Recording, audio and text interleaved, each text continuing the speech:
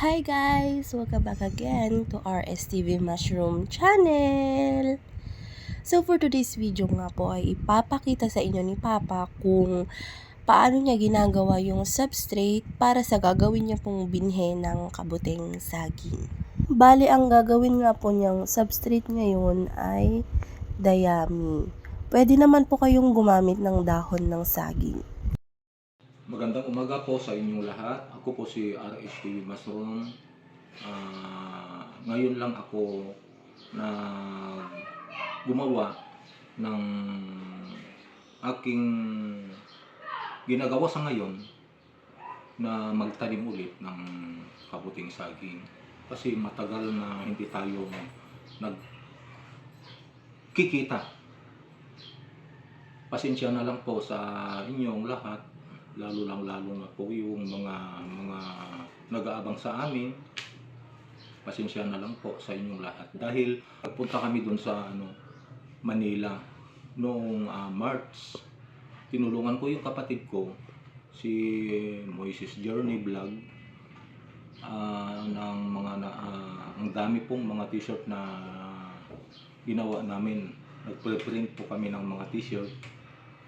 Bali 100,000 po ang aming ginawa na t-shirt po doon sa Maynila. Kaya pasensya na lang, ngayon lang ako na magtanim pero hindi ganoon karami kasi wala nang space po ang aming pagtataniman para magtanim ng marami, pero heto lang muna. Sa susunod na taon siguro. Kaya gumagawa ako ng substrate ngayon sa gumagawa ako ng nagtatagtad ako ng mga dayami na gagawin kong substrate, na gagawin kong binhi ng kabuting saging. Para abangan niyo na lang po. At saka yung unang tanim ko noong May 5, ipapakita ko sa inyo ngayon. Bali 5 days na ngayon. Yung una, yung pangalawa 3 days. Ipapakita ko po lahat ngayong araw. So guys, ito na yung unang tanim ni Papa na ipapakita namin sa inyo at ito po ay pang 5 days ngayong araw. Ito na po yung sinasabi ko sa inyo, bali 5 days po ito na unang aking tinanim. Noong 5 po, May 5. Ito po. Ayan po ang kanyang amag. Ito po. Ayan. 5 days. Ayan po. Dahan-dahan ko na lang para mapansin ninyo. Ito po, lahat. Ito yung amag niya. Dito sa ibabaw hanggang sa baba. Ayan. 5 days lang ito muna. Hindi pa masyadong makapal.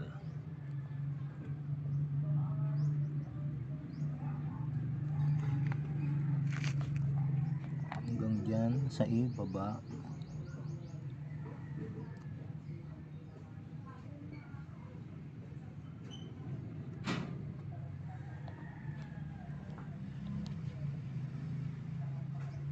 Ayan.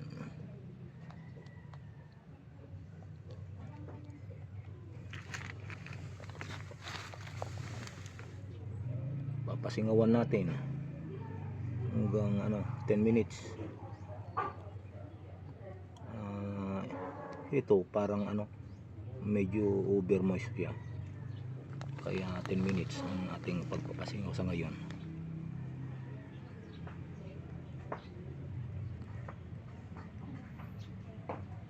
Ayan, medyo makapal-kapal na ang kanyang amag. 5 days.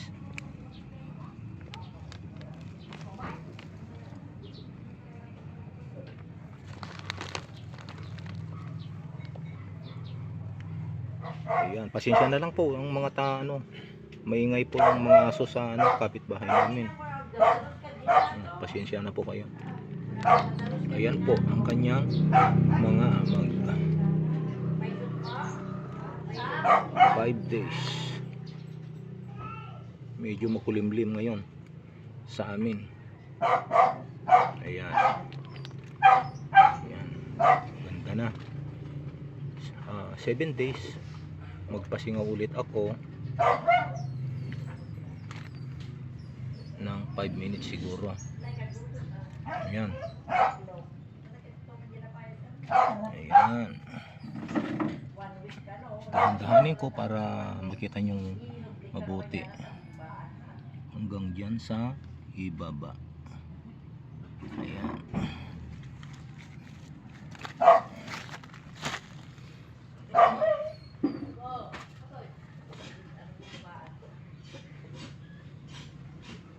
Ayan. Daming sa loob. Makapal-kapal na. Ayan na. Ayan, tumilim na naman ang panahon. Ayan. Pasensya na lang po ang ingay.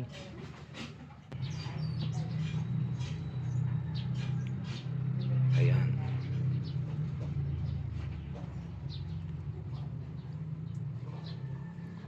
Sa susunod na araw, ipapakita ko na rin yung isang tanim ko sa tabi niya. Ito po ay 3 days. Meron ng mga amag-amag. Bubuksan ko rin ito nung 5 days niya. Lunes, bubuksan ko na yan. Ayan, punta tayo. Ito sa banda. Ayan. Ayan, dami na. 5 days pa lang pero napakarami ng amag. Kaya pasingawan natin hanggang 5 minutes. 10 minutes. Ayan. Hanggang ibaba.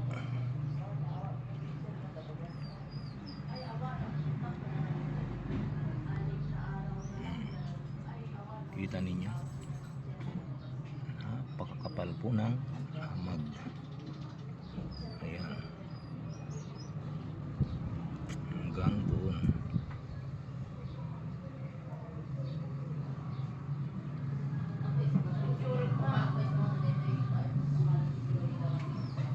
Ayan, hanggang dito muna. Lahat na lang ang aking maipapakita sa susunod na aking i-upload sa inyo para makita ninyo yung isang tanim ko.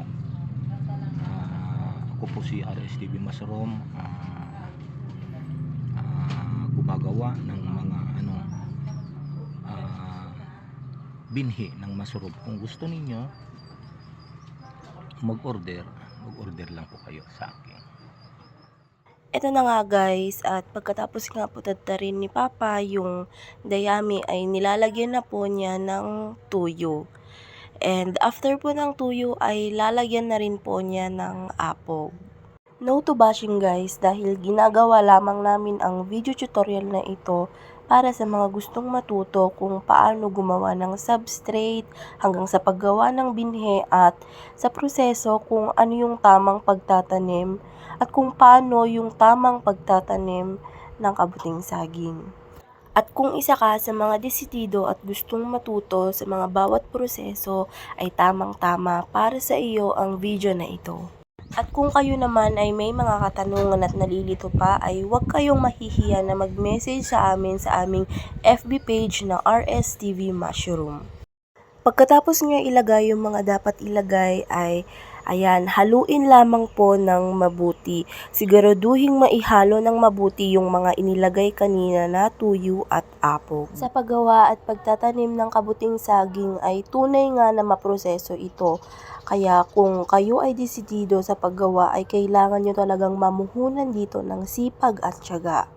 Pagkatapos ihalo ni Papa ng mabuti yung tuyo at yung apog ay ayan, inilalagay na niya sa sako para bukas ay ipapak na lamang niya ito.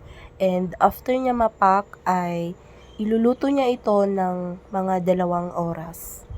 Bali ang pagluto nga pala niya ay ini-steam lamang po niya ito. Yun lang guys, maraming salamat po sa pagsubaybay sa video namin na ito. At inuulit ko po na sa mga gusto pong matuto ay Subaybayan nyo lamang po yung mga videos na i-upload pa namin ni RSTV Mushroom. And yun lamang po, huwag po sanang kakalimutan na mag-like, share, and subscribe. God bless everyone! Ulit kung paano po pati na ang gumawa mga ng mother's spoon. ilog natin. So ito po yung ginagawa ni Papa ngayon.